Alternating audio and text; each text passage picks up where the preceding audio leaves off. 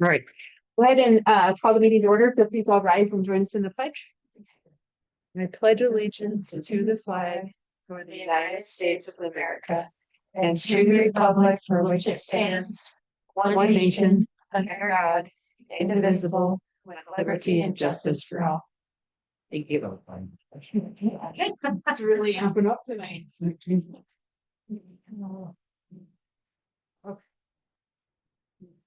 We are now open for public comment, so I'd just like to say that the board accepts public comment on the district matters not on the agenda at this time.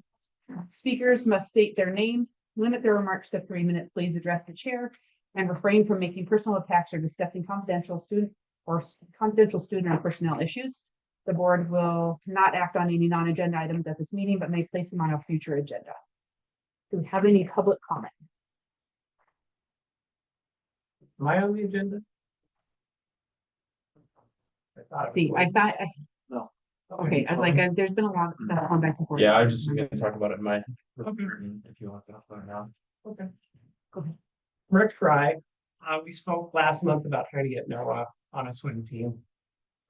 In the interim, Mitch talked to the swim team or the athletic director in Hardin, and they would be open to a co-op relationship. And we looked at it hard, especially logistically, trying to get Noah there 1 or 2 days a week for a swim practice in the middle of winter just isn't probably feasible. Like I said, we really appreciate them stepping up, but we probably won't go that route this year anyway. Other things I've done since then, I found Mark Sulcer's office at the Billings School District, and he was not excited to see me. And we had a conversation that wasn't exactly nice, I guess. His job, I guess, would be to look out for his school district. And he basically said a co-op relationship doesn't make any sense for them. I mentioned, well, are you here for kids or not? He said, our kids. And it kind of just went downhill from there. So basically, he's not interested in any co-op with anybody. He said it would set a precedence. And I said, can you give me an example? And he said, Laurel, in the past, some kids from Laurel tried to participate on the tennis team with Wes. And he said that, and I was like, well, that's not really a good example because that's a cut sport. You only have 14 kids on a tennis team. And so, yeah, I would definitely see that. And like the competitive swimming world in Billings is very small. Senior has a very small team. He wouldn't be taking anybody else off the team if he were to join their team. I also talked to the coach, and I have his support from Senior. So he was going to try to do things on his end. He wasn't successful either. And next, I talked to the head officiating, and he's also on the MHSA Rules Committee member and head official. His name's Merle. And he said that it's up to the schools, but pretty much MHSA would probably support anything that we could get done.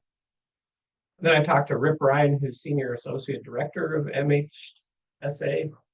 And he said the same thing. I asked if something like this, because he's like, it's not normal what you're asking to do, but it's nothing that we would veto. And we talked about how normally you have to have this all done in February of the year prior to the co-op being formalized. But he says that's something he's sure that Brian Michelotti, executive director, would approve if we had that relationship established with the Billings school. So the school, like Senior, would like to do it, but the administration doesn't want to do it. And obviously, you guys have voiced your support in us trying to do this. And so I think my next step would be their school board meeting is on the 20th. I would like to go to that. I think I am going to go to that, and during their open public comment, bring this up directly to the school board. I don't know, see if I can I'd like to go there. If anybody else wants to go with me, that's great. If not, I did find the application, which is pretty dang simple. Yeah, I have it already. Yeah, maybe we work together and fill out all the things and show up with that and hand that to their school board, see if we can maybe circumvent this administrator that's kind of blocking it. And if I can get you guys' support, that's great. I'll keep going with this. I probably don't think this is going to work, but I still want to do everything I can for now. So that's where I'm I suggest that we do have it on the agenda for November, that's before the season starts. Like to do a cost analysis or projection. If we're not successful with finding somebody to pair up, cost analysis to see what it would take for us to have our own team. And actually, Kip Ryan did mention that, like you could have your own team. They only have 2 classes for Montana swimming. They have AA and AB. And I know there's also kids in Laurel that would, and yeah, I mean, that's nothing to do this year, but I think there could be some outside of Billings, but close to Billings. Who wanted to build a swim team. Maybe if we can't go to them, we'll bring them to us and grab some Laurel kids and have a team. I'd help out a lot on that if that's something we pursue. Wait, we will add it to the November agenda, please. Any further comments? Thank you, Rick. Thank you for listening. Yeah, thank you for everything you've done. We'll go ahead and move on to reports. We'll start with student council rep. Okay. We'll move on to our school organization grade presentation. Miss Nicholson's 5th grade class is going to present on the trip to Cody. I'll bring it up. Because he was gonna. Tell them about our trip, and start out and introduce it. Where we went.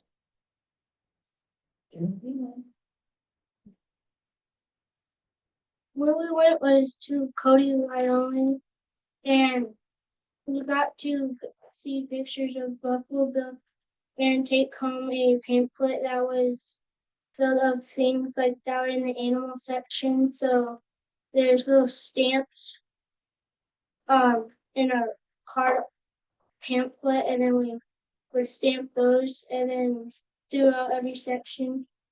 And we went to Buffalo Bill. We went to Buffalo Bill, traveled around the world doing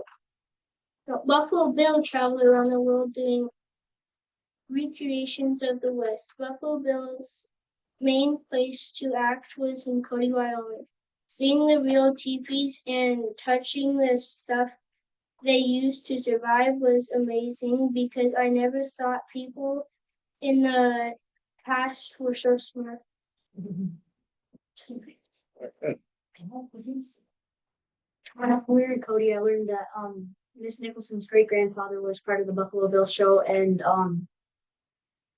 that the Plains Indians used nearly every part of the buffalo for something, and they for some examples they used the horns for cups for drinking, and they used the bladders for water containers. And also I learned that that the Native Americans also used travois. They used those because they could traverse terrain better than the sledge could. And travois are basically 2 long poles that have webbing between them, and they would put their gear and teepees, and they would normally pull those behind horses or dogs. And also I learned that the woman had dresses that were decorated with elk eye teeth, and that would show how good their husbands were for hunting. Quite good. Yeah. What's your name? I'm Kinley, and when we went to Buffalo Bill Center, we got to watch a show of Buffalo Bill performing a show, and we got to look at the teepees. We got to see 2 of their teepees, one made out of cloth, one made out of buffalo hide, and we got to feel the different parts of the buffalo that the lady had, and we got to do a tour. And some of the parts were the bladder they used it for water jugs. The hair on buffalo was used for ropes, and the horns were used for drinking cups. And we got to go to the animal section and we got pamphlets and we got to see monuments like of the stuffed animals, like we got to see bighorn sheep, moose, elk, all sorts of cool things. What I liked most were the teepees and the busted bladder for holding water. And I also liked the animal area where we took stamps from each place we've been to. And then what I would change is that maybe to go to the gift shop and maybe a different souvenir. Thank you. Very good. Would each of you mind just standing up and telling us your names, please?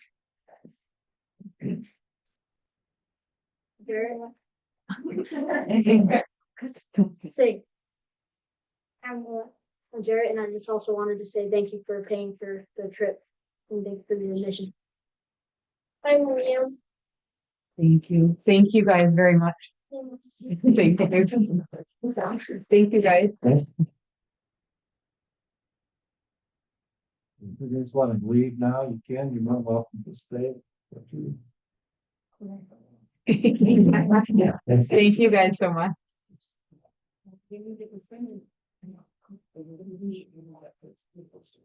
I got to go with the she's really cool, so it's very, very quick. That's really wow.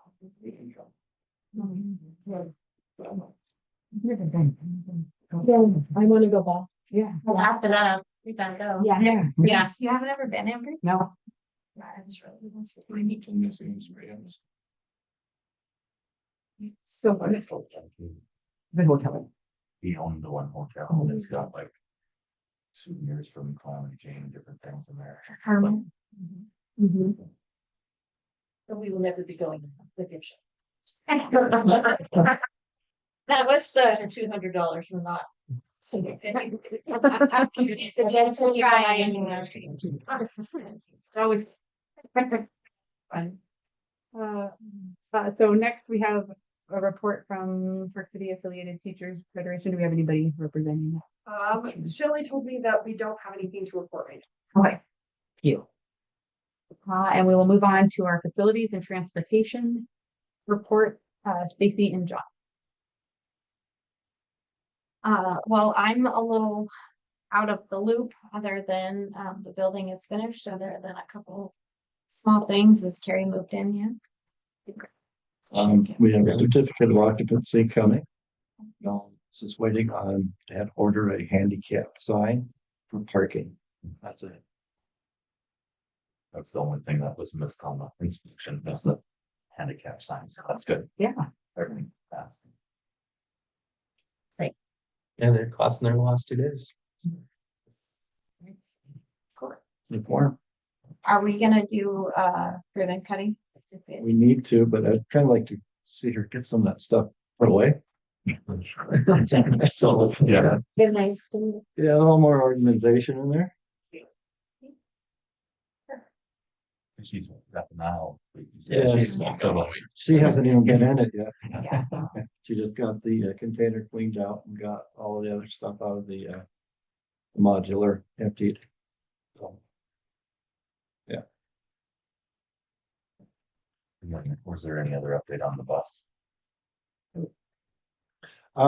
yeah, You want me to read it up? You sent us. I know you sent us that. I didn't know since, Oh. like if they got it to the shop. they were able to drive it back. We didn't have to tow. It's in Whitehall. They are thinking it's just a sensor maybe. He was gonna dig into it a little bit more tonight.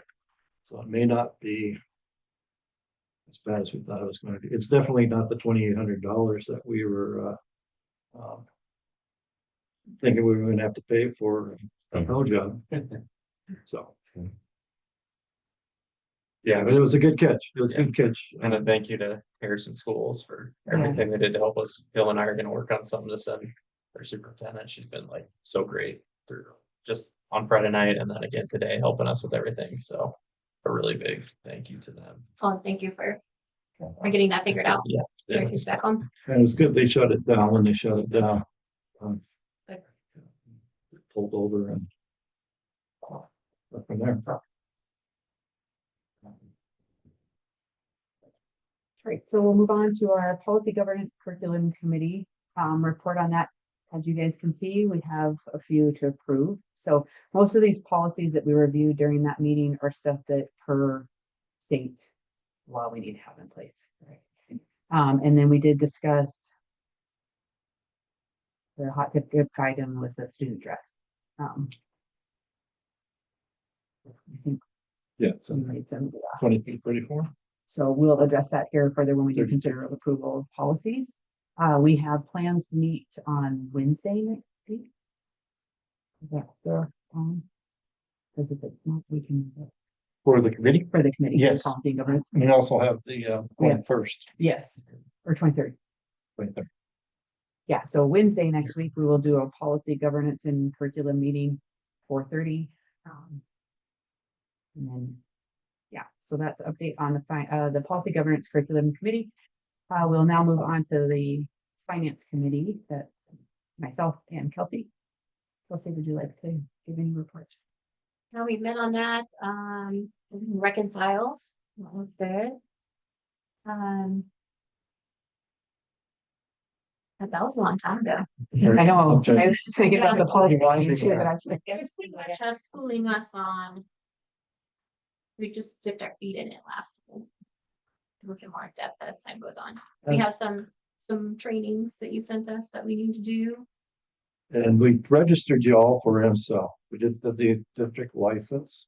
That's next Thursday and this Thursday and Friday. We registered you virtually, so it's recorded. You can watch it at your own pace.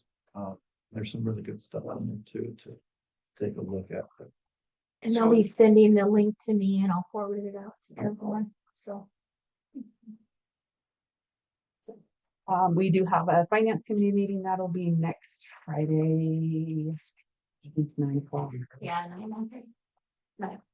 Well, 24th. that was off. Mhm. Yeah, 24th, yeah, 9 o'clock. We got some meetings. We'll just do it all in 2 weeks. Okay. Mrs. Prescott. Elementary and principal. Last week was fire prevention week and Greg was here with some of his firefighters, did a great little assembly for all of our students. And then Eat Through Six got to go visit the fire hall. It was always fun. They get to shoot the water everywhere and check out the fire trucks. And they love it. MEA Day's coming up Thursday and Friday for teacher professional development. The end of the quarter, if you can believe it, is next Tuesday. Next week, and I think it's next week. Our special education staff is going to do some training on better being able to recognize and de-escalate some behaviors before they become a big issue. We do have students that have had some significant behavior issues that we're dealing with, and I think just getting everybody on the same page is going to help us keep everything consistent for those students. Is going to make everything better. On October 27th, our co-op is doing early childhood screening. That's for students ages 3 through 5. They have it over at the church, but if you know anybody 3 through 5, they can call and schedule an appointment with Tara, and she schedules, and then they conduct those over at the church.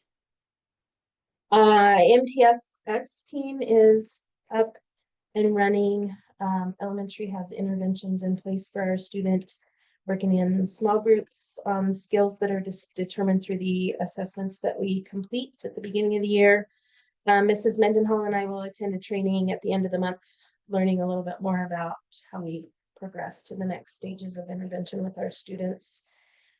We have a couple of new teachers that also participate in a mentor program, and they meet virtually with their mentor, who's a retired teacher, and they can talk about anything, get suggestions, help on things. But then next week, my teacher is having an on-site visit with her mentor, so that her mentor will come in, watch her teach, offer suggestions for improvement, answer any questions that she has.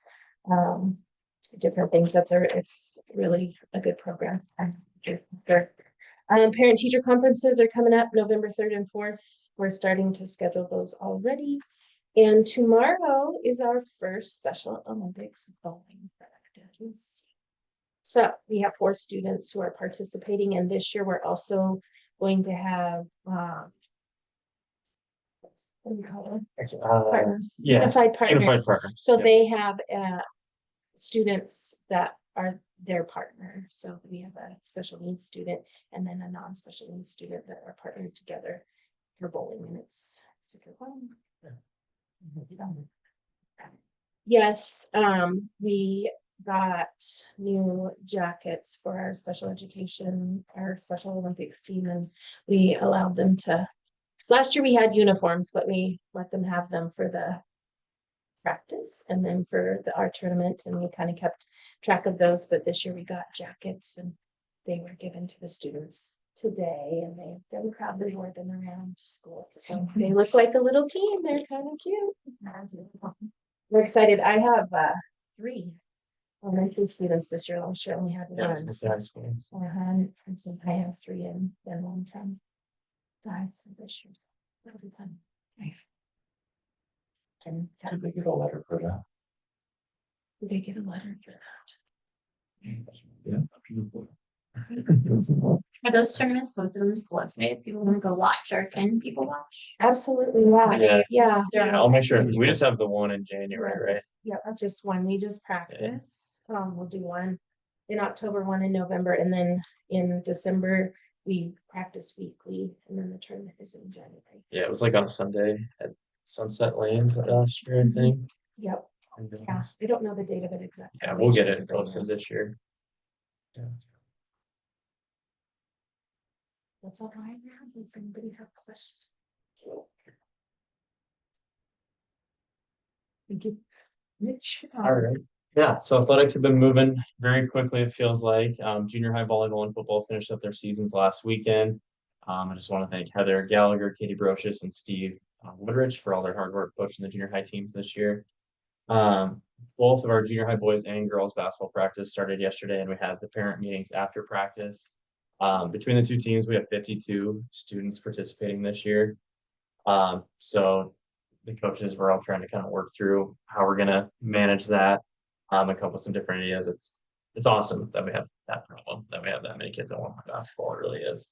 But just trying to figure out how we practice and get them all rotated in games and stuff. But it's a good challenge to have. High school volleyball and football each have 2 weeks remaining in their regular season. The high school volleyball district tournament will be in Absaroka on October 30th, 31st, and November 1st this year. High school cross country state is next Saturday in Missoula. And we have 2 runners that have qualified. So Mr. Russell will be taking them to state next Saturday in Missoula. So that's very exciting.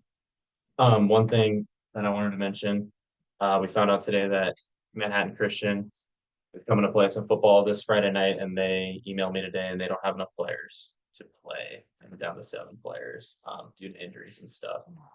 So that kind of put a big wrench in our plans as it's senior night, and we had little Panther cheer camp and everything else. So I kind of spent the whole day trying to get someone to come play us, and not very successful in that.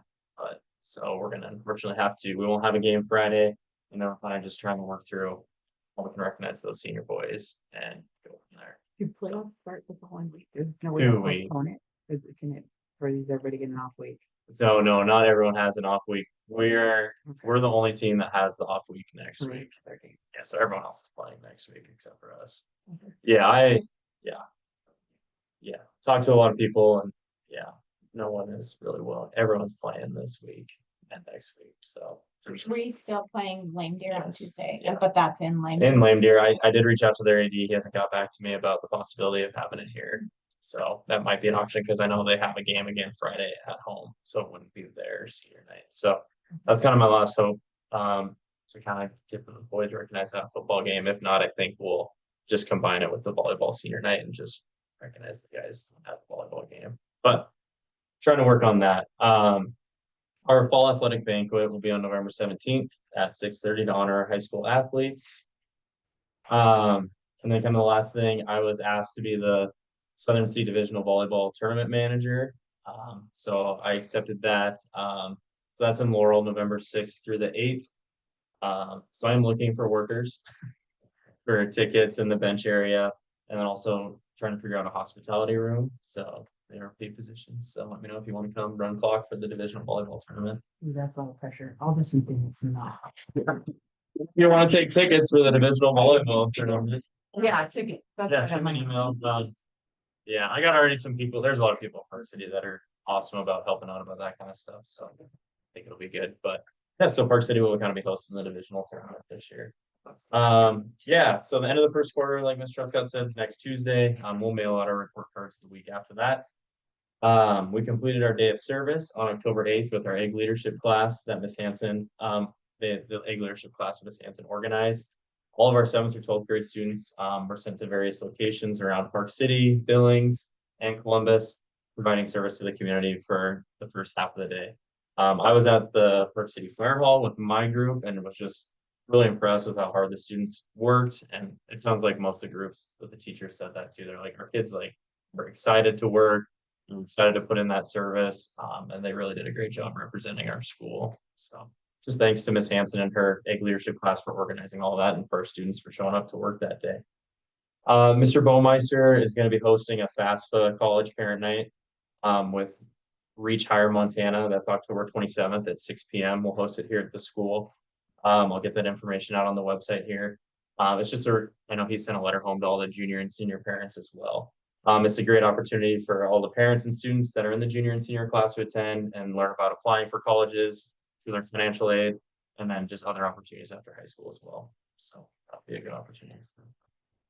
Awesome. Yeah, The thing is, they don't have to go to Laurel. We can yeah, have our that's own- what we've done in the past. So We can have our own, we'll throw some pizza out there, try to get more parents here. I would like to say thank you to Coach Ford yeah, no problem. for coaching. Oh, yeah, it was great. I loved it. It was Yeah. fun, so. Apparently for coaching. That's in advance. Thank you. I'm not approved yet. So Mine's you can always say no. He also coached JV football in Forsyth last night as well. We appreciate your willingness. I know the kids really enjoyed last night, so thank you very much for. For that. But I still, do you even know the offense? No, I'll figure it out. Yeah, we ran. It's no, he's like, we figured it out, Mom. Smart. So one thing with the tournament, We'll need to do money bags and they'll have to be big, Yeah, just so you. Yep. And Bob will know. yep, that's who I'm leaning on for help, is Mr. Hogenberg, so. And I do have district passes for you guys for the volleyball, so don't leave without them. I'll make sure I go grab those. Yep. All right, we'll move on to the clerk report. Teresa. I got the information from the county today. For September, finally, I sent it in on the 2nd of October and she got it to me today. So I'm working through that. As you can see in the paperwork that was put in, August balance, I had a couple of small issues with some changes that were made that we put in a request to have them fix a couple things that they had not done on their end. And once that happened, August looked miraculous. Everything looks good. So, Todd Watkins did some journal vouchers to kind of clean up a little bit of our, we have some, I wouldn't call it excess money, but it's money that's never been used. That's just sat there in our special, our 115 and 215 funds that aren't allocated to anything anymore. This lady. Yeah, it's miscellaneous. So he was able to use some of that money to bring down some of the deficit that's in the 115 from 215. So that'll make that look a lot better. And then my spreadsheets are balanced for that, and got notice this morning, yesterday morning, that our audit is set for December 15th, which is 3 months earlier than it normally is, thank goodness. So When is it? December 15th. So I really pushed on him to try to get that earlier because I mean, we're just finally getting the audit done from last year. I was trying to get it in the fall. It was kind of a hard no. I didn't know that he could get us. yeah, they finally got it over. So, which shocked me because that's when it normally was supposed to be. Oh, okay. But then they ended up moving it to January and then March, and then it's been March. So I'm glad it's back to December, because by the time it gets to March, you're already into the new year, not thinking about the old year. Mhm. So. But, and I'm currently working on the A and B numbers, which is our money numbers of the count of students. We're having to do some little bit of cleanup in Infinite Campus to get that to send over. So I did a webinar with our School Services of Montana support department, and they are he showed me exactly what we needed to do, because it's something that Dan used to do, and it's not something that Dave has done. Okay. He's just certified. So Dan used to do another part that I didn't know how to do, so we got them involved for it. Yeah, different styles. Yeah. Different things that we do. And different things we don't do. And then we've got a couple reports due at the end of the month, are what they call terms of employment, or TOES reports, which reports all of our staff for this year. And then we want to make sure, the one thing that I need to go back through and make sure is that we're getting all of our quality ed money by verifying that everyone that's listed as quality ed is in the list. So just doing a verification of that, and that's due at the end of the month.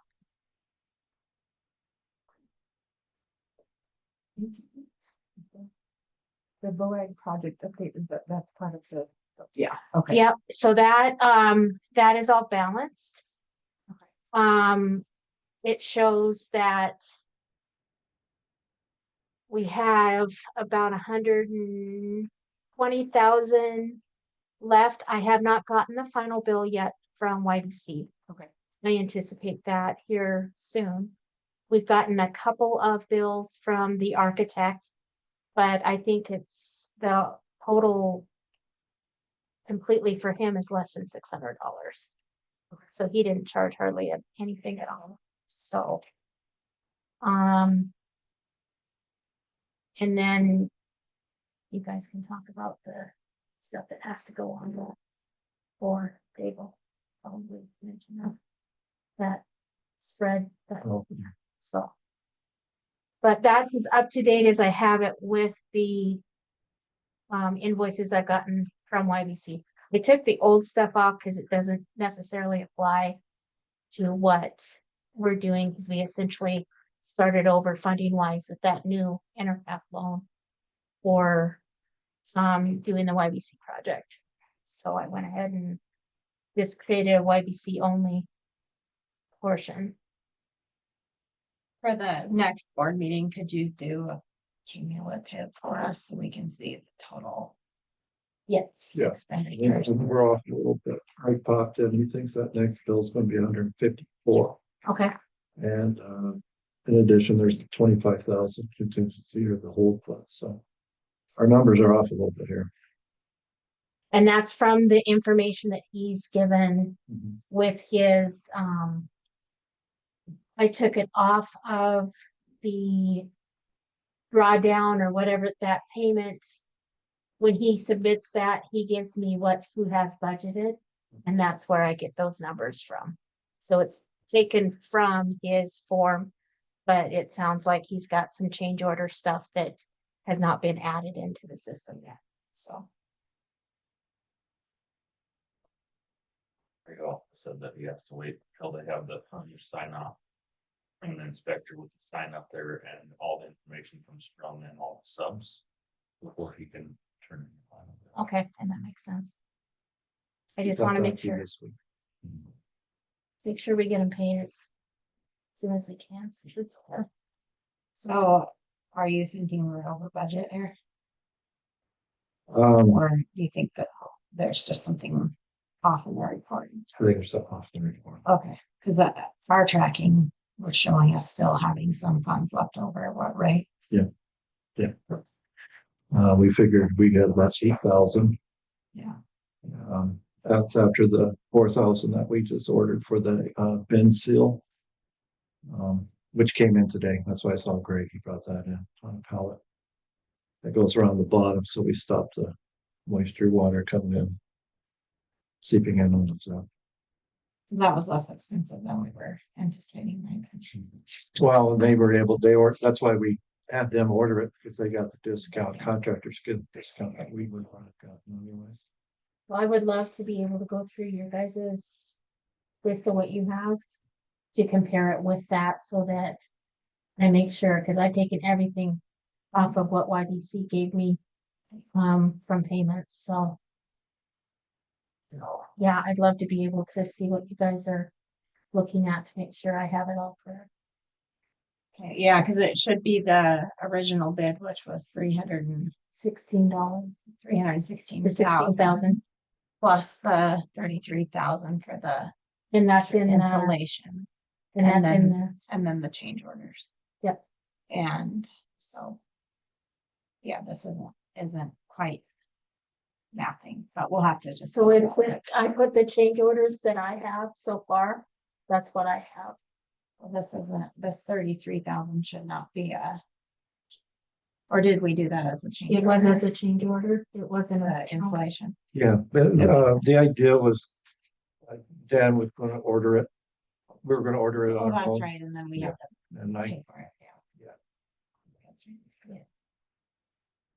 Yeah, so that's everything that I have from YDC, so I Okay. can, yeah, anything that you guys have that I don't have, I would love to be able to put into there. Okay, we'll go back. I'll go back through it and see if I can. Okay. It's in those bill statements on It's fine. in the bills. Greg tracked that well, should say what to see too. So, okay. Superintendent report? Been watching a lot of Congress stuff. I yield my time. No, I got a report, but we have our SRO here today. He's gonna talk to you guys about a program that we're gonna start here for. Oh, you ready for me now? Yes, sir. Oh, okay. I gotta invite Cole Walker, the school board for a meeting for J. Because I couldn't be in two places at once, so. You guys are okay with that? They can Do listen two in. board meetings at one time. Okay. Two boards at one time, yeah. If they let me in, it might already be done, Really? What time do they start? 6:30, Okay, oh, well. so. We'll see, we'll give it another 30 seconds or something. There we are. Hey, Brian, can you hear me? Okay, I'm ready to go if you guys are. Perfect. All right, how do I flip this camera around? Yeah. Like mine.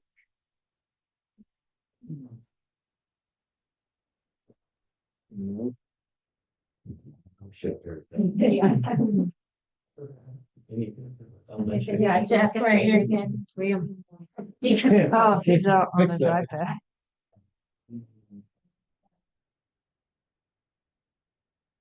There you go. Okay, cool, all right. Right on you.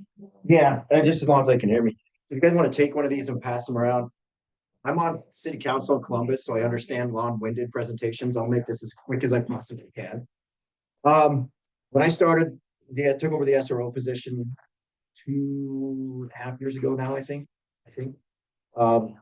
I wanted to be as proactive as possible. One of those things that I noticed right off the bat is that every school every school district in the county that I work in, which is everyone except Columbus, some had safety plans, some had no safety plans, some had some that weren't updated from 20 years ago. So what I wanted to do was try to get every school on the same emergency response plan. One, it helps us as first responders because no matter where we go in the county, we can respond essentially the same way. Yes, every school, every district has nuance, but verbiage is similar. We can work with EMS a lot easier because we're all on the same page. So I took 2 years of researching all the different response plans that we use in the US. And the one I came up with that was one, free.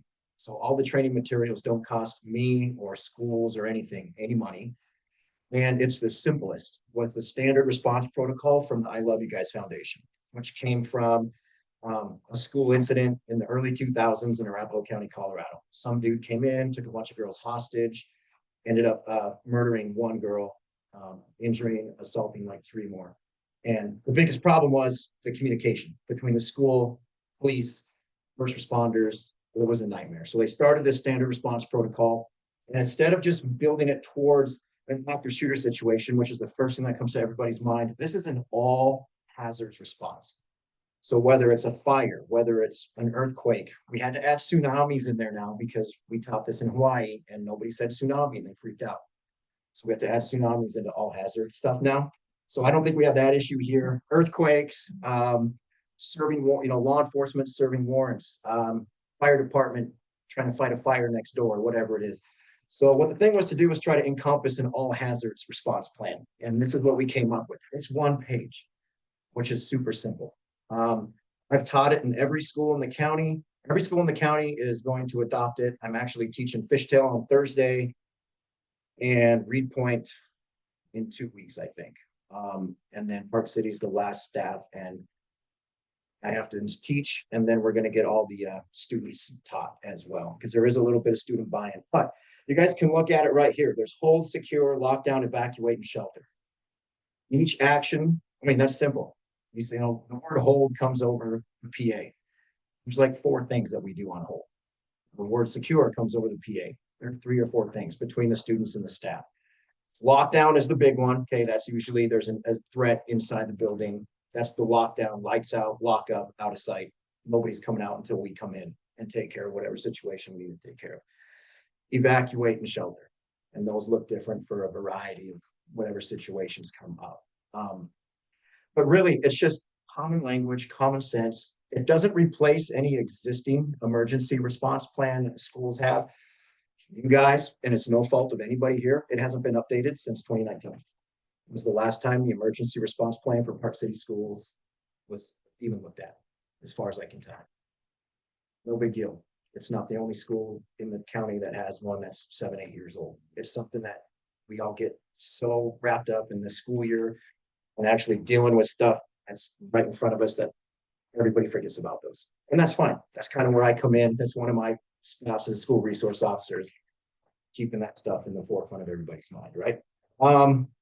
So it doesn't replace that. This is just an addendum to it. Okay, it actually takes your emergency response plan as a school and shrinks it down. So we don't have 400 pages. So when there's an incident and the elementary school has to go do something, they're not flipping through 400 pages of a response plan. It's essentially 1 page. Takes me as an instructor. I am an SRP instructor. I can instruct this class to staff in about 4.5 hours. And then it's all about doing a couple of drills a year. Instead of doing what we just normally would call fire drills, now they're incident drills or all hazards drills. Because does anybody know how many students in the US have been lost to a fire in the last 4 years? In a school fire? None. But yet we do how many fire drills a day? We're mandated by state to do how many fire drills? How many times do we do a drill for a mountain lion walking through the playground? Okay, that's a secure. It's a 1-word secure.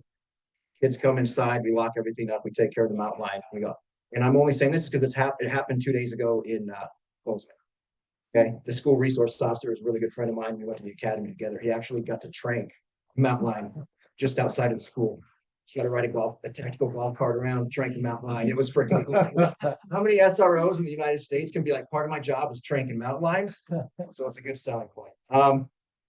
So yeah, that's essentially what I wanted to do. I don't know if it has to be an action item for you guys as a board. Some boards have decided to make it an action item to say we are going to adopt the SRP into the existing emergency action plan. I don't think you have to. There's no state precedence that says you have to. Every school in the county is going to this. All the school districts and Billings are using this. I'm actually helping start to teach some of that. I think there's out of all the 70 or so school districts that have SROs in the state, 90% of them are doing this just because it's the simplest one.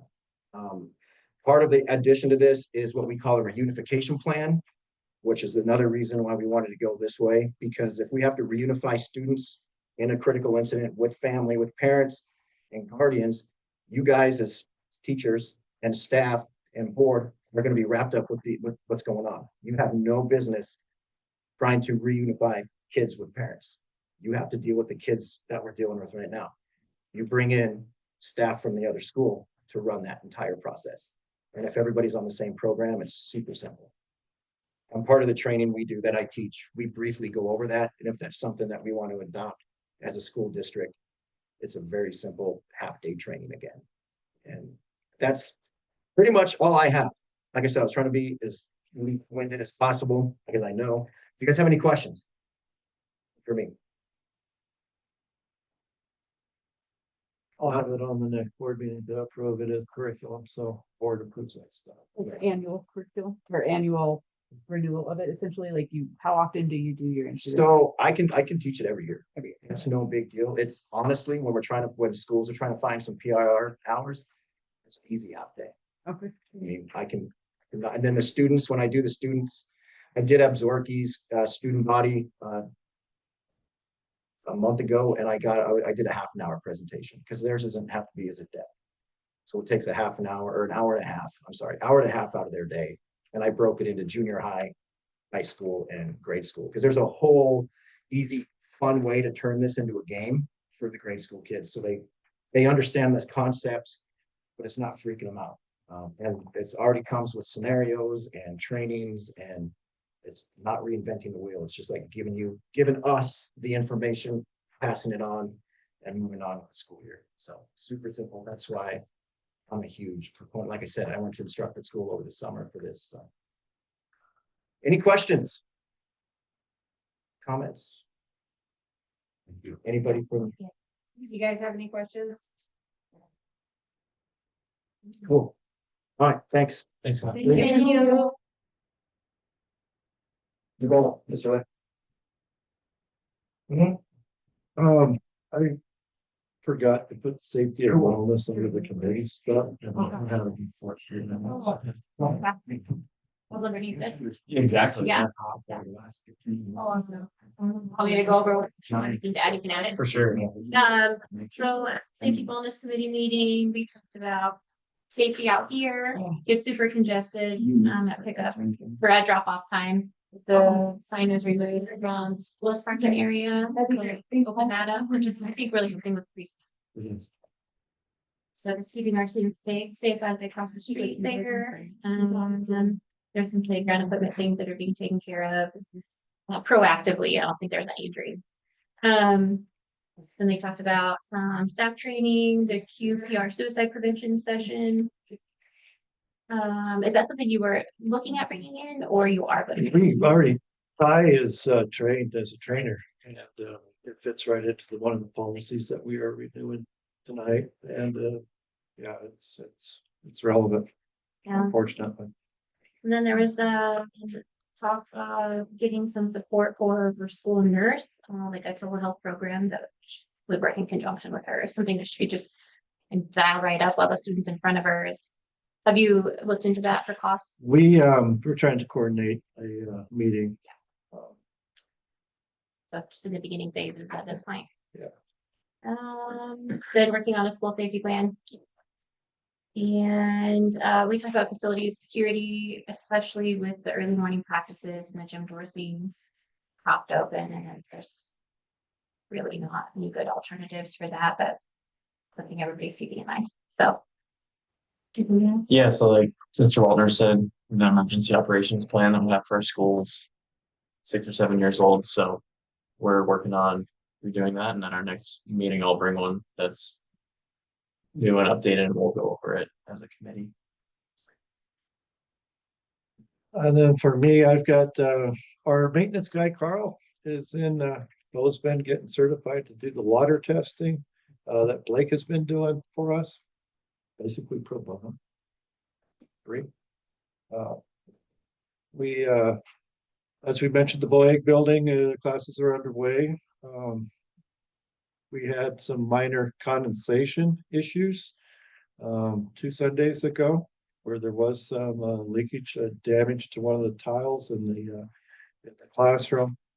We did put up a barrier on top of both of the bathroom and the classroom. It's condensation is what's going on, and it has to do with the fact that those buildings are basically designed to have forced air to heat them. We did not put forced air in this because it's a wood shop and there's dust. And you go in there and you see everything's designed, like all the plugins and the light switches all have dust covers. So it was coated that way. They recommended that we put in a big air conditioner or a dehumidifier. We're looking at some fans. Carl and I have been kind of talking with Greg a little bit about it. I think keeping the temperature constant as much as possible will help with that as well. But it's definitely something that we're gonna have to keep an eye on. As I've said many times, this project is the gift that just keeps on giving. We are looking at the modular removal. They lawyered up, and before I sent the letter, I checked with an attorney in Billings. He had the same read that I had, that we could terminate that without cost. Have not heard much back from them. They were supposed to pick it up today, or I mean tomorrow, and we'll go from there. They want us to pay for the next 3 years in advance, or in arrears, if we take it. But there's nothing in that contract language. It's a horrible contract. I think we've got a strong case, and I've got an attorney that believes so as well. We are starting to prepare for winter maintenance. We have put up more gutters and fixed some gutters around here. We're trying to figure out a plan so we don't have another issue out on top of the modulars over here that we had last year. We're open to any ideas. We do have some flooding issues here, but that has been soaking into the library and specifically into the technology room where our server's at quite a while. But our gutter guy came in and kind of band-aided it for us, but it's something that we're going to have to deal with at some point. I think we're going to do some trenching back there, maybe get a French drain or something like that in there.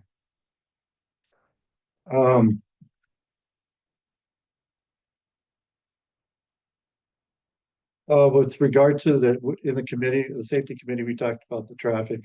I see a lot of traffic zipping back and forth out there in the morning. So we ordered a big stop sign, portable one. I wanted one with lights on it too, but I guess it was cost prohibitive according to Carl. But we do have a 30-inch that's on both sides, and we'll roll that out there in the morning and in the afternoon. And I think we've talked about getting these kids some teach too, and especially the high school kids. Yeah. Walk the crosswalk. Yeah, even Purdy walks the crosswalk. So Yeah, with us going back up to the shop, the last couple of days, I've kind of been out there to catch classes and be like, we got to go in the crosswalk. It's not just going across the modular, now they're crossing the other street as well, and they just run across it.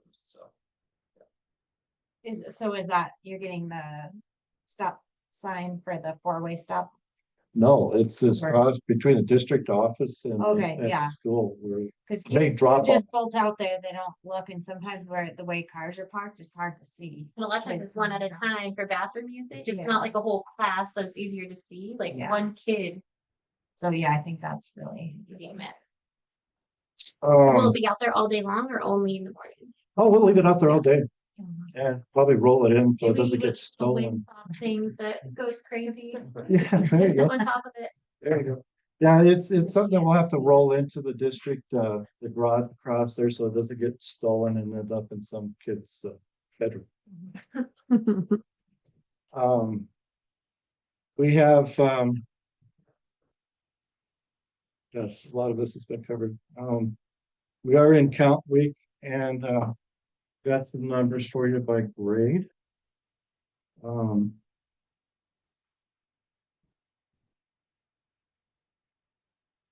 We're at 333 K-12. I do have numbers by class as well on the top page.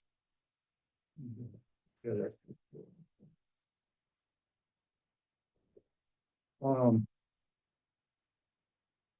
so if you go down to Park City 7 and 8, I highlighted the number on the bottom of that row because we divide that up by female, male. But we got 54 in 7th and 8th grade. In the high school, we have 108. And in the elementary, K-5, it's 171.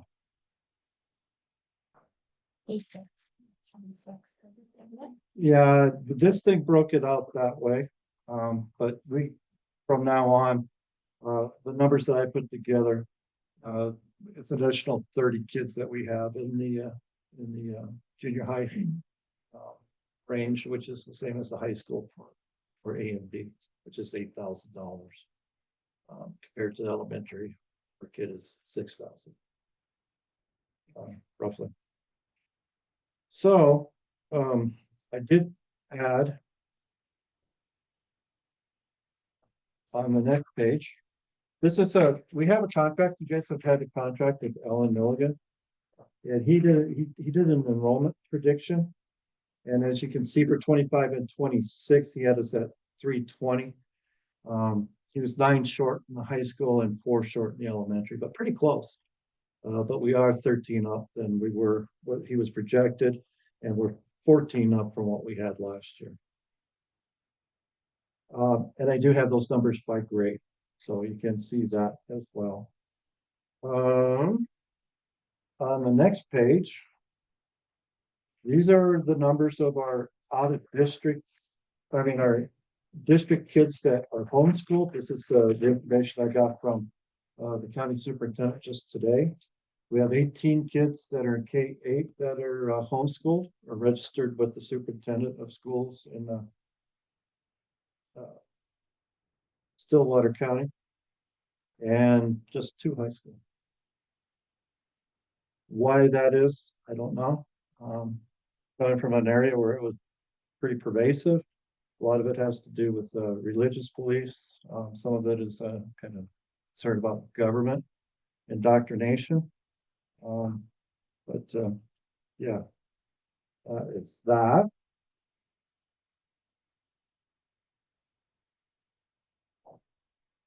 And then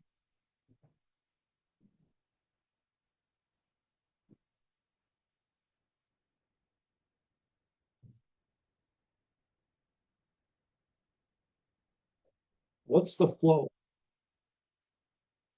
Laurel's already sent us $55,000, right? 55 grand more. That sounds close. Yeah. For out of district students that come here. I remind you, 3141, our board policy states that from state law, that kids go to another district, it's not up to the parent to pay for that anymore. It's up to the school district that sends. And so the front side is Park City, the out of school students attending Park City. We broke it down by grade and by where kids are coming from. I've got no kids from Columbus. I'm struggling with that number. But as you can see, 48 kids from Laurel.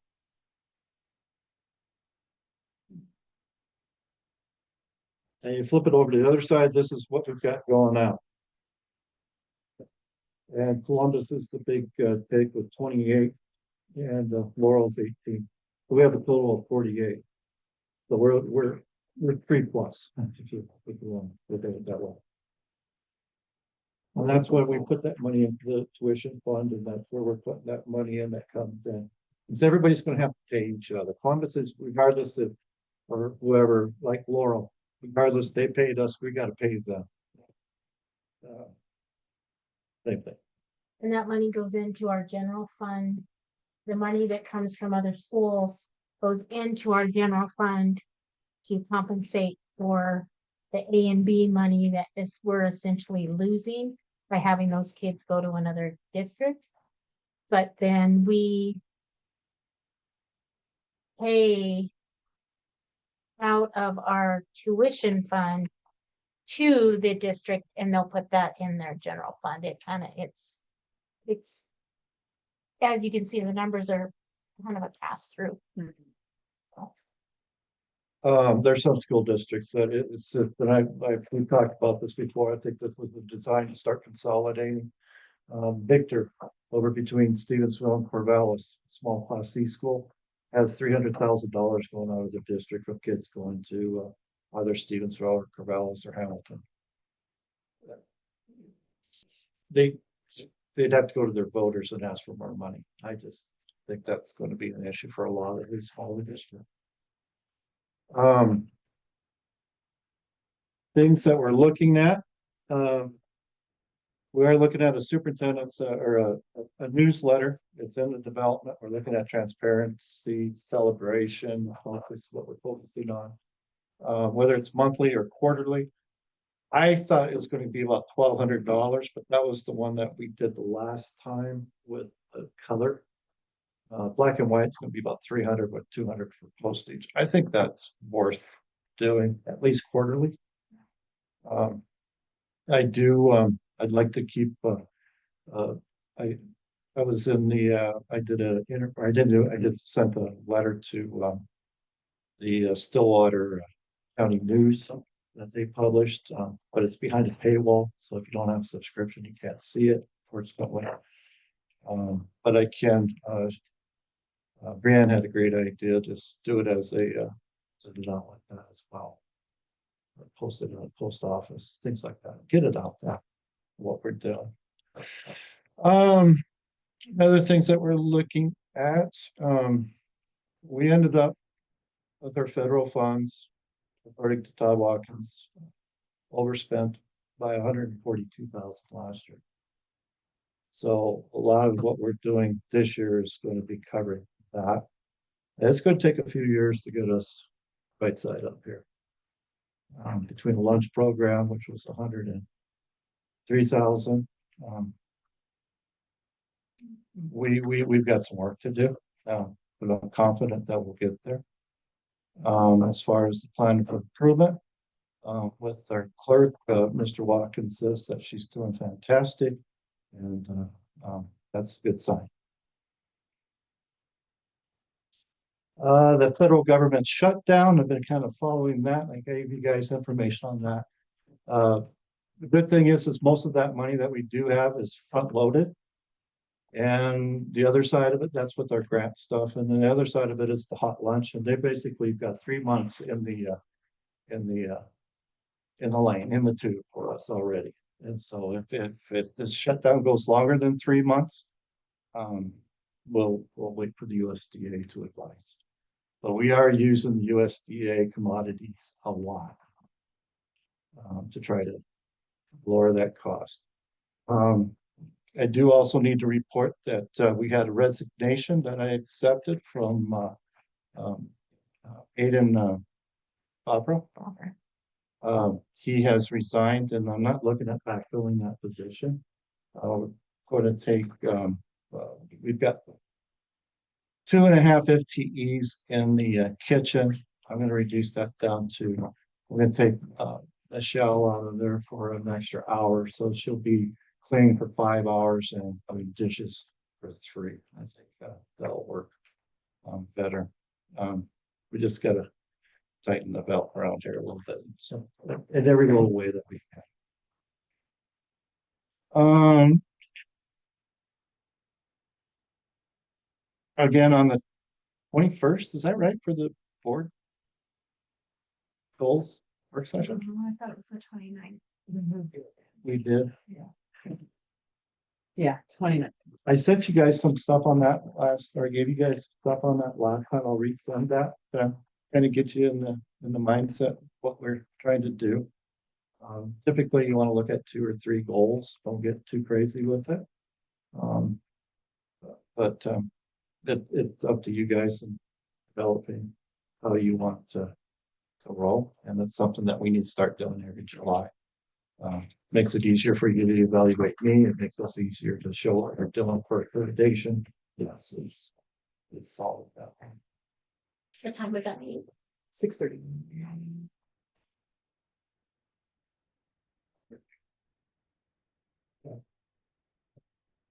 And then last, I did ask NAI, which is a company out of Billings, to give us a BPO, a broker price opinion on that 17.5 acres that we have over there.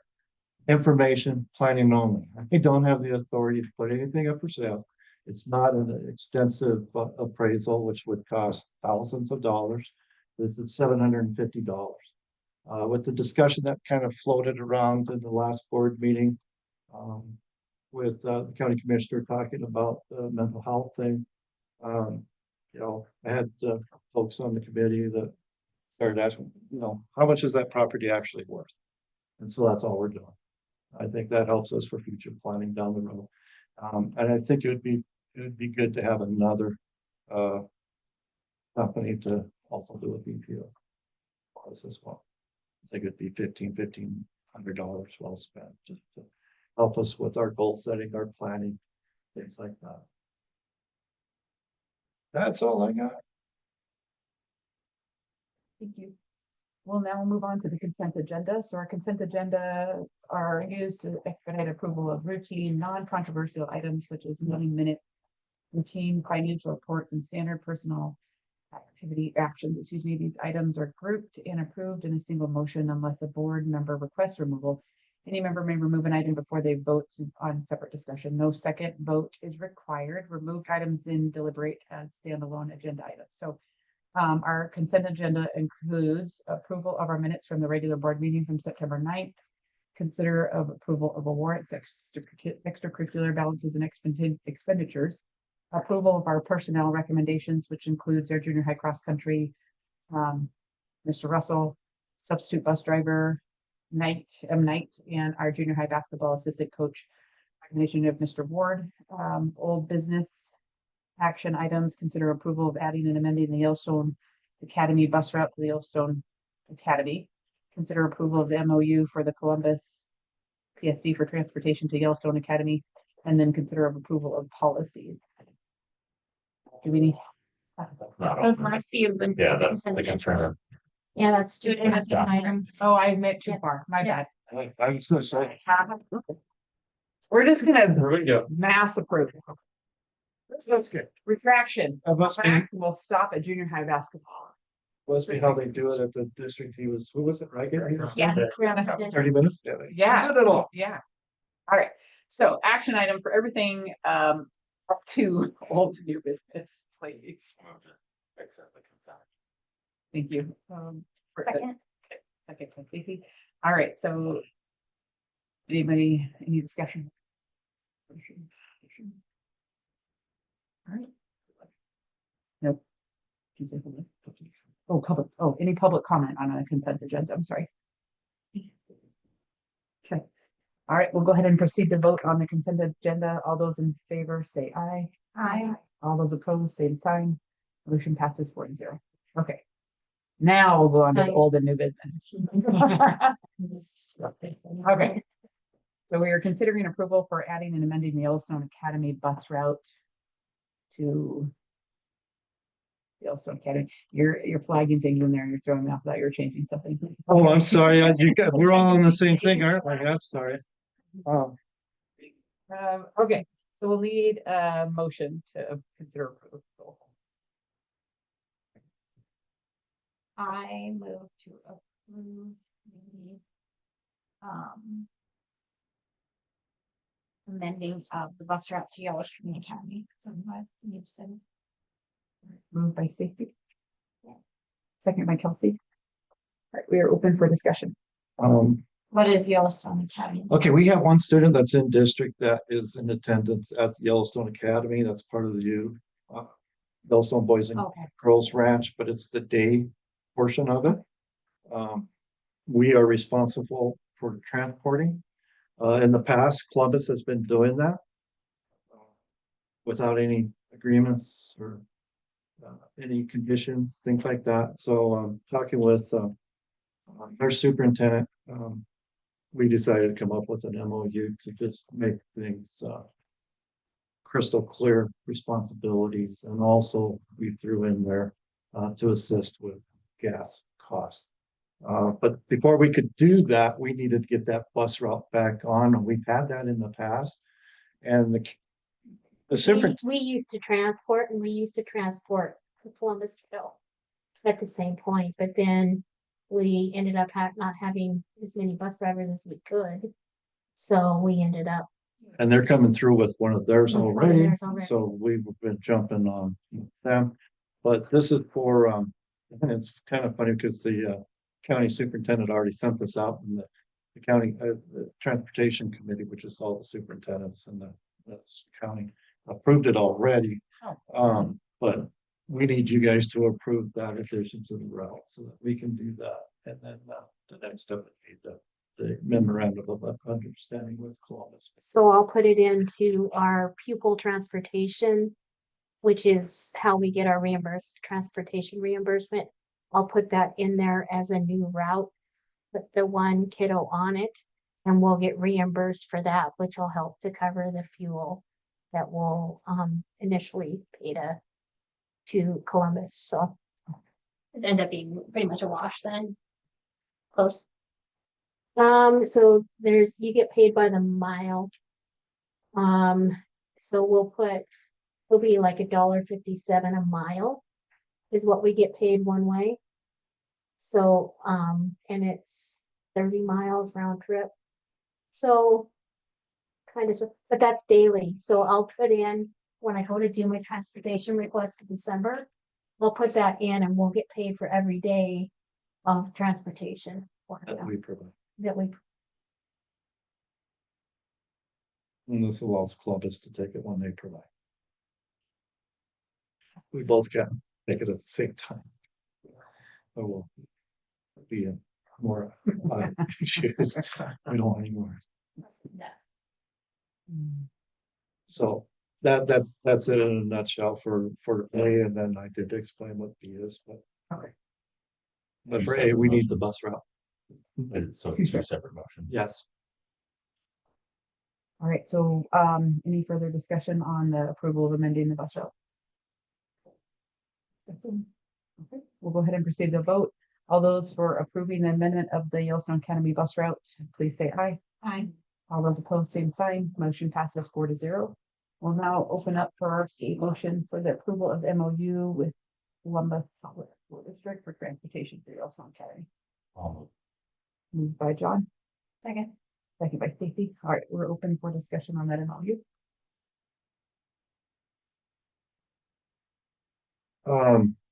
Basically, I wrote this, an experience that I've had in other districts with transportation agreements. It's not really difficult, but it lays out the responsibilities of both districts. And it saved us from having to pay for legal fees for both districts. So they have their board meeting tonight. It's on their agenda as well. Any discussion? What happens if they don't? Then we approve it. Well, then there's no understanding, if you will. Disagree. Then we have our own, we'll have to find a driver. We'll use our e-bus, which is the expedition, and we will transport the child ourselves. And we'll have we've already approved and the county's approved, we'll get the reimbursement for it. Any public comment? No further discussion. We'll go ahead and proceed to vote. So all those in favor of approving the memorandum of understanding. Which part? I did. I'm sorry, just on that one. All in favor of approving for that. The memorandum of understanding with the Columbus Public School District for the transportation to the Yellowstone Academy. Please say aye. Aye. All those opposed, same sign. Motion passes 4-0. All right. Here we go. Consider approval of policy. So we are taking a motion for all of them at the same time. I wrote this so that you could do it all at once. Perfect. Or you could pull one out or several out, or however you want to do it. You can do it by consent. You don't have to read those like you guys have been doing in the past. We don't need 3 readings. It's much simpler this way, and it's pretty clean. I try to give you as much information as I could with the rationale, my recommendation, and the motion that I was hoping that you would have. As we've discussed, a lot of these are required. Some of them are not. Can we, I don't remember how we did this last time, but can we pull out the student dress code just because that was kind of a hot button item? So we can have a discussion on that separately. So we have a motion to approve all of the policies, 2320, 3220, no, just kidding. 2320, 3310, 3410, 3416, 3612, 3655, 4332, 4520, 5120, 5122, 5250, 5321, 5460, 7520, 7530, 8011, 8111, and 8450.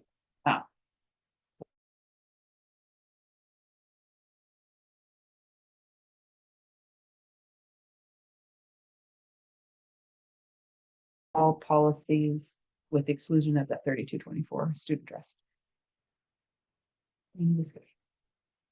I have some questions, just some wording thing. Mhm. I'm trying to reference my notes from looking at them with the policy, so just bear with me.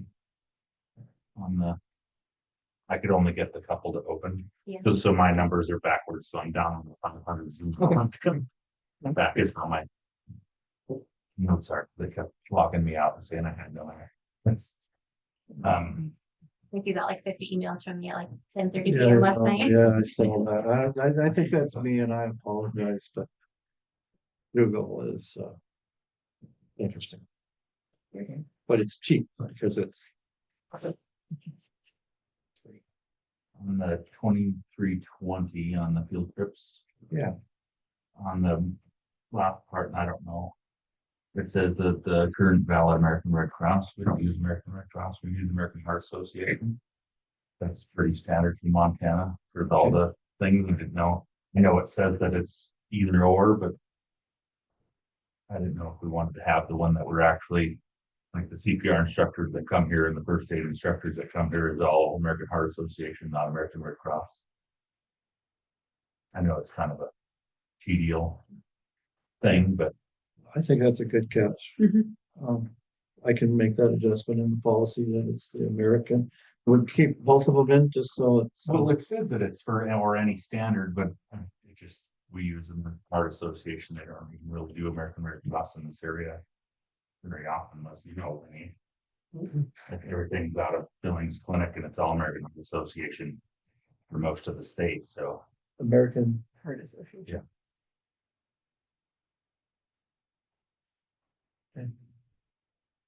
They're slightly different standards, but it's pretty well the same thing, but it's just the company that puts it on. The 75 and the 73, 20 and 30. Good. That, so didn't we just change that? Mhm. Am I on the? So are we re-changing or what? I guess I was Okay, so kind of this, confused on that, on the prices. For the, With the number threshold. yeah, but we just did a whole thing in spring about this when we were getting ready for this, so I'm just making sure that I couldn't remember and I was trying to find what the other one was. Making sure that, I think you guys had the superintendent's spending limit at 15 grand. I reduced it to 10. I don't need 15 grand. 10's fine. The 10,001 to 79,999 was there. I kept that in there. But this is from the state. They want us to pass a procurement for 7530, which allows us to for extension or sole sole source purchasing. Extension is in case something happened. Yeah. Or emergency, we have to do something quickly. I just thought we'd modified the numbers. Everything else looked Oh, fine, but okay. I couldn't remember what our numbers Yeah, so. exactly were. So went from 15 To 10, yeah, so we And changed that's it all down it to, was. I thought we changed the 79. Is that not? So it was just to the 10 to the 79? 10 to the 79. Okay. Because I was trying to find that. I was like, 80's I know we just the had this talk in the spring, so. 80,000 is the threshold for bids, but you guys in last spring wanted to take bids for things from 2001 to 799. yeah, which is absolutely, your guys' it's called. But by bringing this in, it allows us to, in case there's an emergency or sole sourcing, we need something and there's only one person that can do it, right? It's just, I don't know how you would feel about that with some of the past, but I think, in the right. I think it's a good thing. To have that. Authority. To be able to do that. As a board. Again, that's not anything that I would be doing on my own. Basically, things that cost over $5,000, $6,000, $7,000. I'm going to talk to you guys anyway. To let you know that we got something like that coming.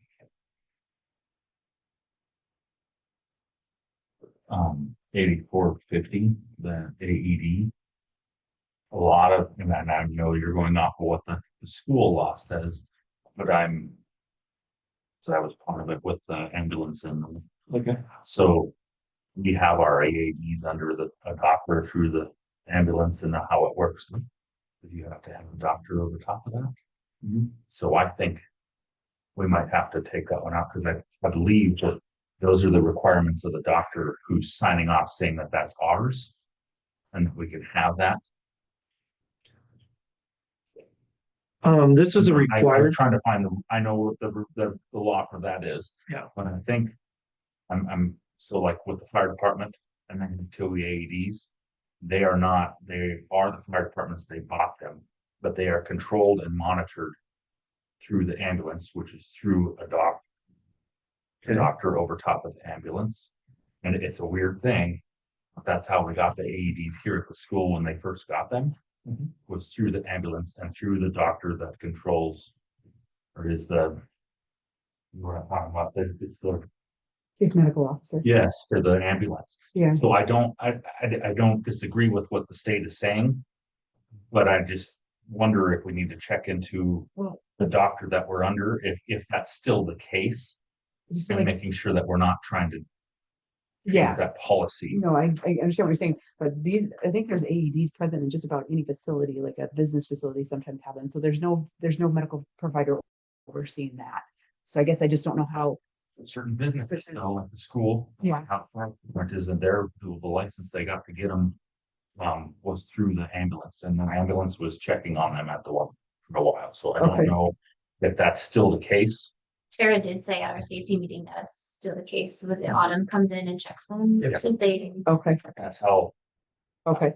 I don't remember how it works. I didn't get a chance to get a hold of Autumn when I read them today, but I think that one should be. I agree with what the rule says and that the state, and I don't care about that. I just want to make sure that we're covering our basis. If we are under a doctor and he's saying that we still have to do this, then I don't know how we go about that. But that's how it was, is having this, that fire department, we had to regularly check them and we had to do that. And we were doing that for the school also. Okay. So, and that was through, I think Dr. Vandenberg at St. V's is the head of the family. I don't know if he still is, so it was, and I had everything signed off through him, through it. So how that all works. Did we take portions of that out or we need to add? Well, it something in? looks like it's like mostly crossed out Yeah, if you go, that's according to the new law, the state laws for the school and the AED. Okay. I Go get to that. the Position or adding. all those strikeouts is what we got from. I just think we should clarify that before we say on that one. Okay. And Autumn should be able to answer that as the new director of ambulance. Okay. I couldn't get a hold of her. Don't want, okay. We can Yeah. We Set can that one hold that one aside. aside. Yeah. Okay. So we will withdraw 8450 from approval. We need to do a motion to amend. Yeah. Okay, I'll move to amend the motion to remove policy 8450.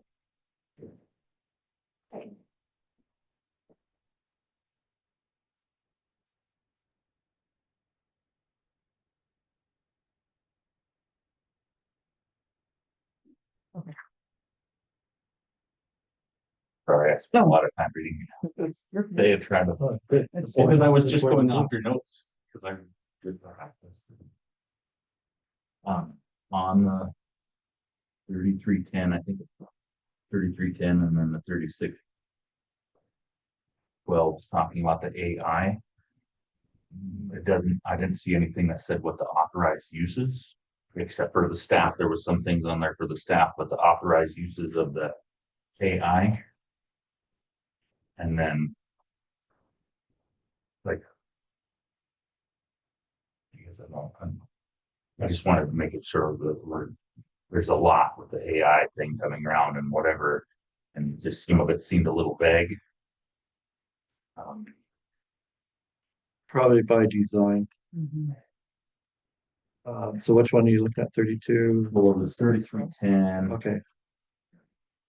So I was like, trying to follow my notes when I was looking at this earlier. It's like number 14. It's on the second page. It looks like that was something turned in there.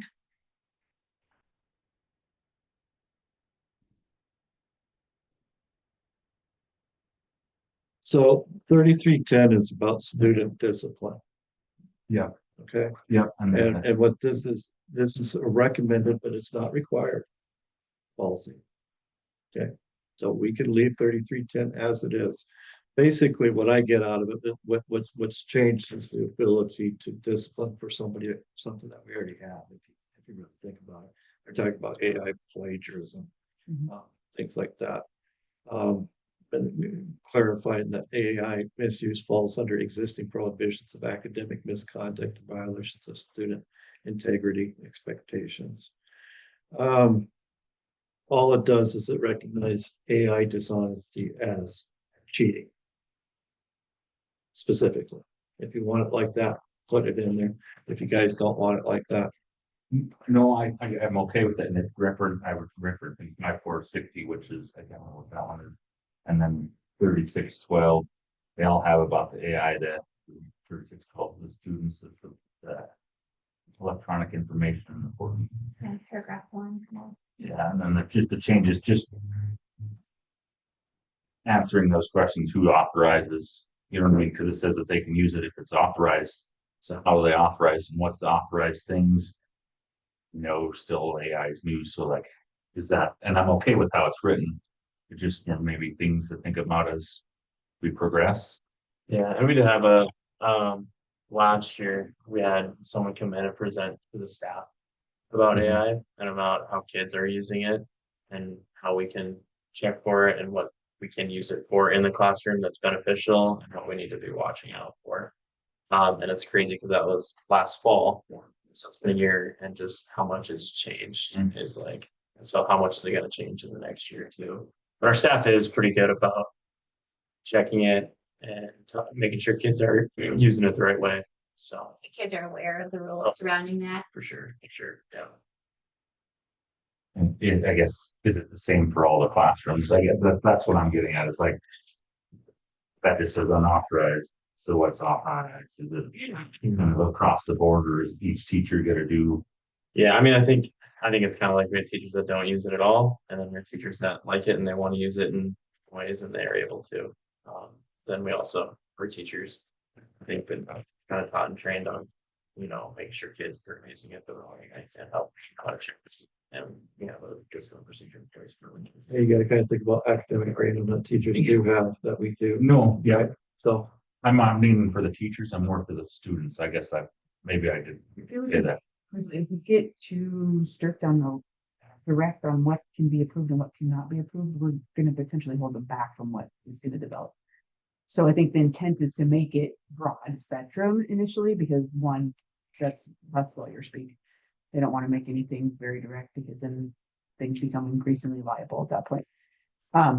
But just, I think, I get what you're saying, but I think if we keep it broad, then we leave it open for some opportunity for development with appropriate guidelines in place, and maybe we do the annual education on it, because obviously it's gonna change routinely, or expeditiously anyways, it's gonna keep. I'm going to a conference next week at Lockwood that Jason Nexer, who is the executive director of MTDA, is putting on. He's also doing the same presentation at EBSEL, so you guys will have access to that as well. Yeah, this is a very fluid thing that's going on, and how we as educators get a grasp on it is really important, and it begins with you guys at the policy level. You know, we've got some teachers I try to encourage to use it.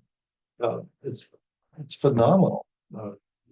You're doing a lesson plan, say you're doing the Civil War, and you want to do this time period, these battles, whatever, you put that in as a prompt, and then you tie it back to the Montana standards, and it aligns. Boom.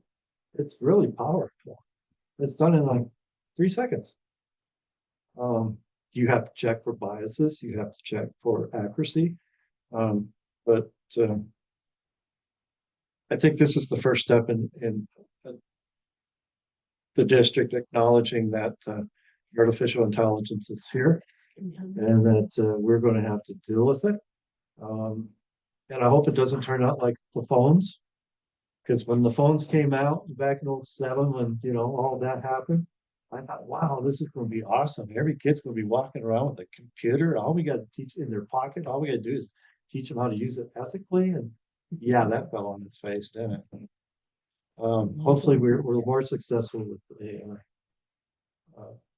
And we can always revisit the policy. Just because we've made this a policy doesn't mean that it's set indefinitely. We can always come back and make modifications. And I wasn't trying to change it. I was just trying to bring up like, Clarification. yeah, That's more good. conversation to make sure that I was reading it right. Because it just, I know it seemed vague, but just making sure that we're handling it correctly, I guess.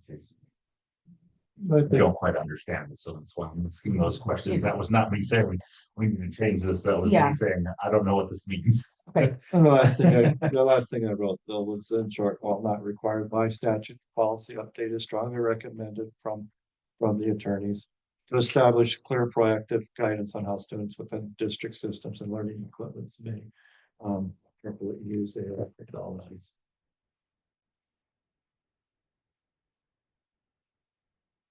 That's gonna be an ever changing one.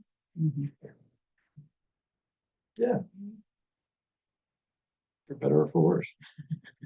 Like all technology, there's, we're looking at it to supplement, not supplant.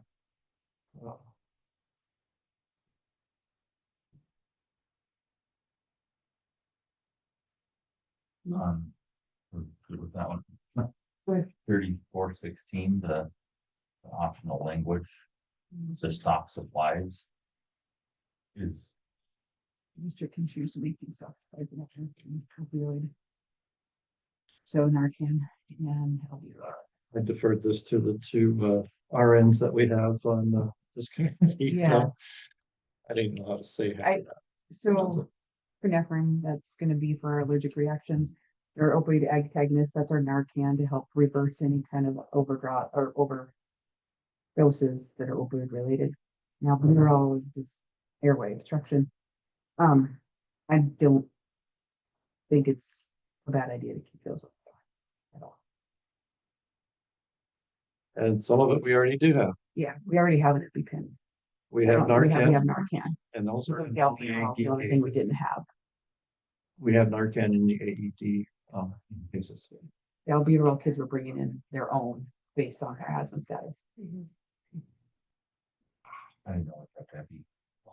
Yeah. And we have some kids that bring their own. too. Yeah, some Yeah. have their own, but we can have emergency sets. I think we get them for free from somewhere each year. That'd be, Yeah. yeah. They are. So is that I guess my question is, are we putting that in there as optional? I think we should include it in there at this point, and then we can make changes as things evolve again when we need to, but I think it's good to have that in there and addressing exactly what medications we have on hand. So it's good. Okay, yeah, just as I read that with optional, I didn't know if we were voting In- for it or not. Yeah, yeah, For it as the well. proposal was to So- include it, yes. Some optional language, we can say we choose to maintain or we will maintain, because right below that it says the district may maintain versus choose to maintain. So is that what the difference is? May is a legal term. Which means choose. But is that what optional language is? Yeah. It is optional in place of that next sentence below it, is that what that's saying? Okay. Just pointing out I didn't say that. that it's the same thing. That didn't come out the way I meant it. All right, came out worse than I. Yes, it did. All right. Exactly.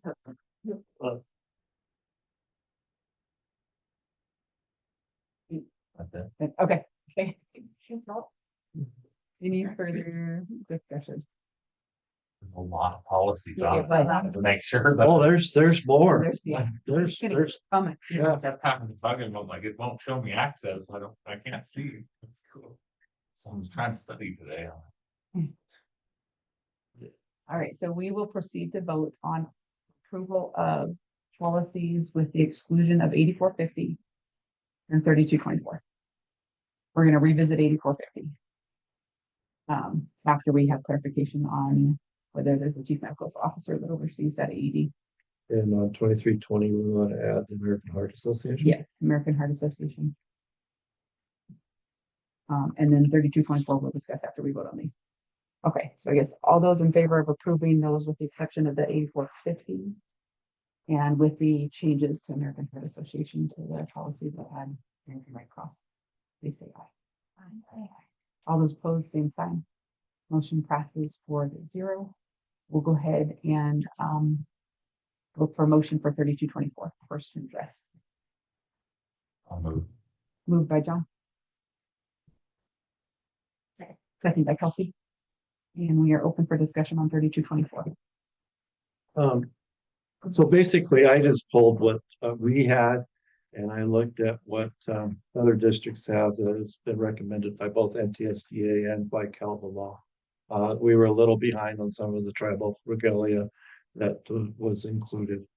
But that's basically it. It gives the administration the responsibility of providing the regulations, the procedures behind this.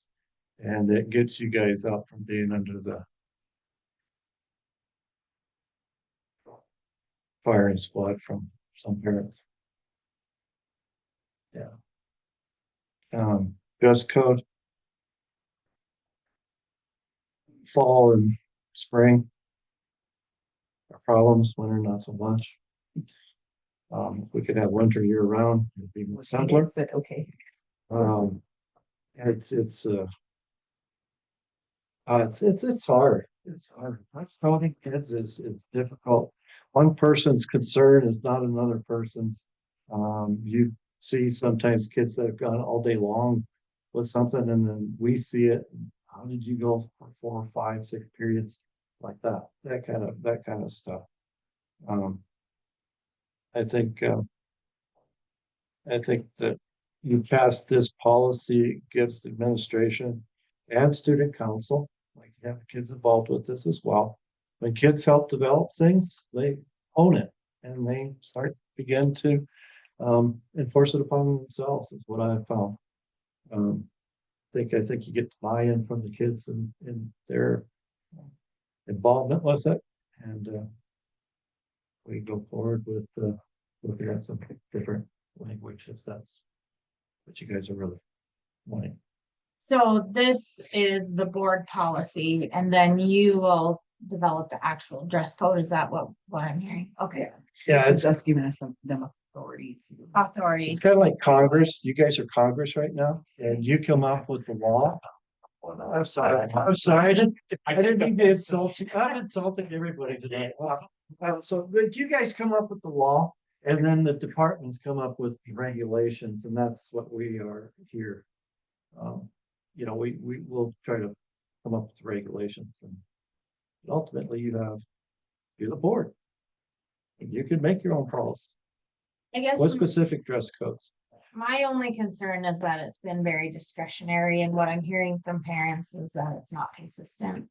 And, you know, especially 7, 8, 9-year-olds getting dress coded for having athletic shorts on. I don't know how you get any longer shorts for a kid. 7, 8, and 9. A 9-year-old got dress coded for having athletic shorts on, like Nike athletic shorts. And I just don't think that's necessary. It doesn't, you know, anybody's ability to learn, you know what I mean? There's Well, and nothing then one that's what our kids wear in Yeah, athletic competition. right. Oh, yeah, I mean, there's nothing worse than the spandex in volleyball. Yeah. Yeah. And I mean, this is, so I guess that's what why I brought this to and asked for a review of it was because of those concerns that were being brought to me and the younger girls. And then some inconsistencies with dress coding in the high school where, you know, you'll have a girl come showing her belly and that's okay, depending on who it is. But then you have the girl, like my daughter last year was wearing a tank top that was this wide and she got dress coded for the strap being only that wide because it had to be 3 fingers wide. That's not the policy. So, Or the yeah, I think the policy, doesn't it say that the straps have to be 3 fingers? I know there's something about it. I don't know. Yeah. I The think kids are at least taught that, because I know that in our house, that's always the rule. Or like they always look for that. So I think those are just the things that we've got to be cognizant of, you know. I think we need to probably back up and take a look at it with our staff as well, as with their dress coding, but ultimately it should come to administration. And that's where we vet it.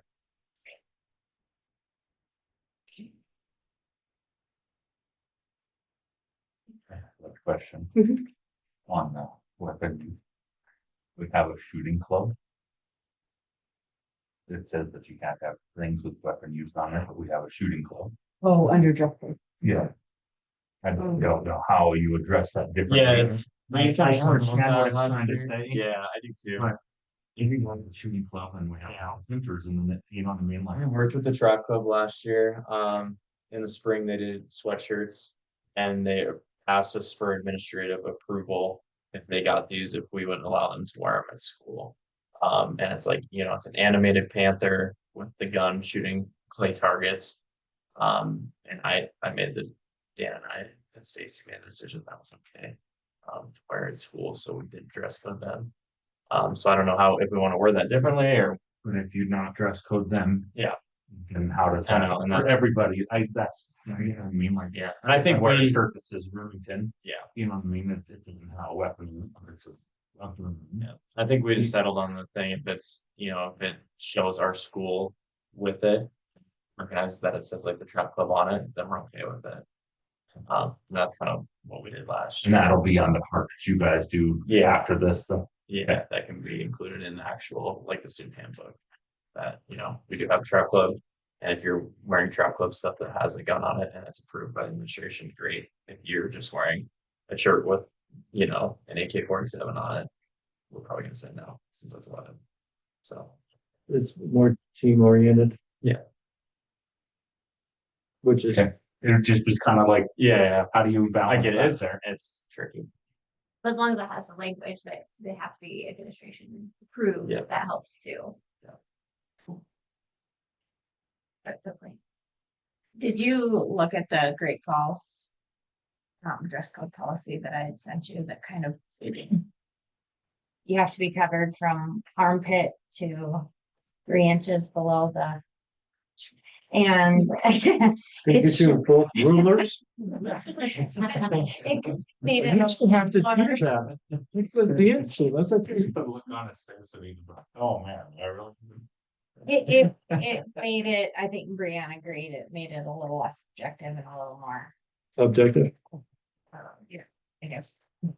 Yeah, so, there wasn't so many inconsistencies, I guess, with it.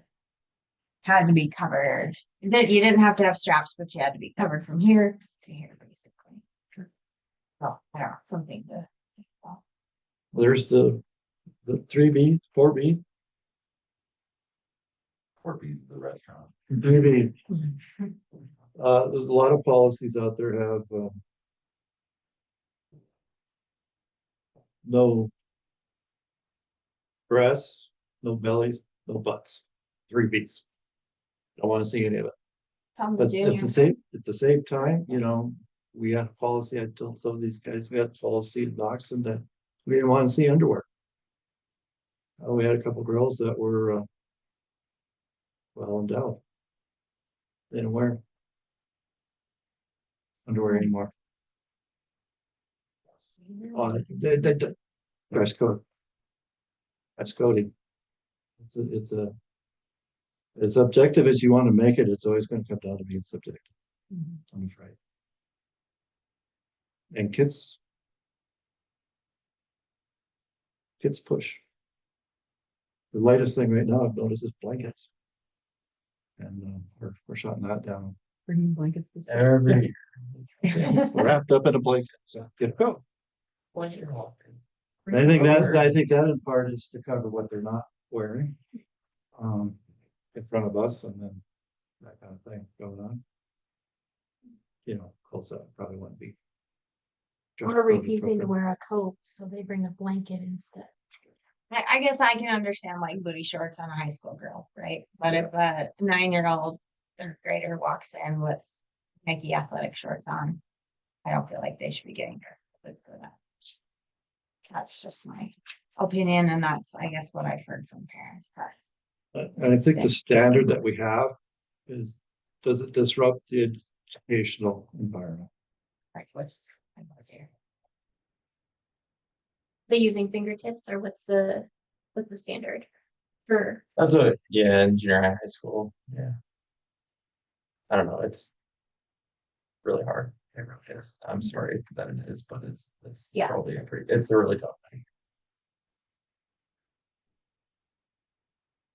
We definitely are hearing you guys would like some. Yeah. Thoughts on what we have for dress code, and I think that's something we can begin that process For sure. this year. And right now, what happens if a kid is dress coded? I have a ton of extra clothes, or they call their parents and they bring clothes. It's, They written up? no, Just that. it's just basically something to change. It's, yeah. Okay. Taking kids out or suspending their. This was a question I had. Is there really any dress code for boys? Like, do they get dress coded very? Yeah, I have a dress code. The biggest thing that I've seen is kids who wear shirts that are inappropriate. Oh, All the Like time. if they're- I get if their shorts are down below their underwear, do we dress Yes. code for that? I dress code the guys more than the girls. Do you really? Mostly Yeah. like a logo They situation. like Easier for guys to dress those guys. I was just saying, there's a comfort level involved in that. But I don't have a problem with counting girls either, you know.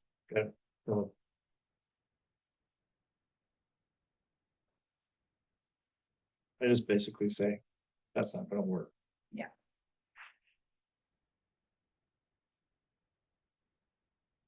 Change it. Pick it. We're doing. Any public comment on student dress code? On the athletic. Come on, you gotta have something on dress code, right? What about swim trunks? I was just- What are they wear? Oh, boy. Oh, Not a fan of volleyball shorts. What were you gonna say, man? On the athletic shorts, and I have seen in the elementary and have caught it, yes, they wear the Nike athletic shorts, but they roll them up. Oh, I make them roll it down. I've seen that with a few of the girls. When I've seen it, they like to roll the waist. yeah, which So- makes them super short. Yeah. Yeah. Yeah, and so you get some of those long-legged, 9, 7, 8, 9-year-olds that are rolling their shorts, or that's almost volleyball shorts as they're walking Yeah. through the hall. And in people of 3Bs, there are sometimes if they're Yeah. are hanging out, whether they're 7, 8, or 9-year-olds or not. Yeah, so I mean, I could see if they got dress coded for that because Because they have rolled up, and it does happen more often than you think. Whether they have older siblings they're trying to impersonate or, but it Well, does. Two that I know of that I heard from, because obviously they're my friends and they're like, anyways, they walked in and with their daughters and they got told, that's not gonna work. And And sometimes they see another friend do it and they'll go into the bathroom and roll them up and come back out and you're like, I know. Come They- back in there bigger. these girls, I don't think have. Yeah. their I'm just their saying it mothers does in the house. happen quite often, even Yeah. at night short. I get that. Yeah, I think we have a responsibility as staff also, we present ourselves and, kids see that. The kids see that. And, that's one of the first things I talked about, first staff meeting back in August is, presenting ourselves professionally. But I know, among staff, we've got some things to do there as well. It's a little more difficult to dress code a staff member, however, especially the opposite sex. But I'm going. Well, I guess just looking at the flip side of that, just for argument's sake, if we start when they're 7, 8, 9 years old, maybe it won't be a problem when they get to their preteen and teen years. As big? No, it's just as big. of a I have problem. 4 daughters. No, it's a teenage, something happens. I don't know. Maybe. But letting them get away with it, and then all of a sudden, when they turn 10 or 11 or 12. Soon puberty happens, their brains aren't there the same as they were. But Yeah, but there's just another argument that they have to say like, hey, this used to be okay. I think as long as it's consistent, it's not going to be a problem. I think I've heard there's some consistency things that we need to be.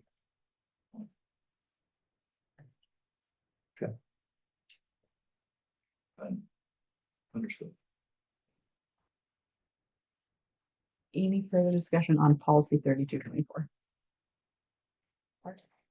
We'll go ahead and proceed to vote for the approval of policy 3224 student dress. All those in favor, please say aye. Aye. All those opposed, same sign. Motion passes 4-0. All right, adjourn. Is it really? Yeah, We had more. God dang, no. All in it. Okay, we had. Let's find out how long it's taken if we'd read every one of those. We're gonna talk about some. Letters. Oh, lettering.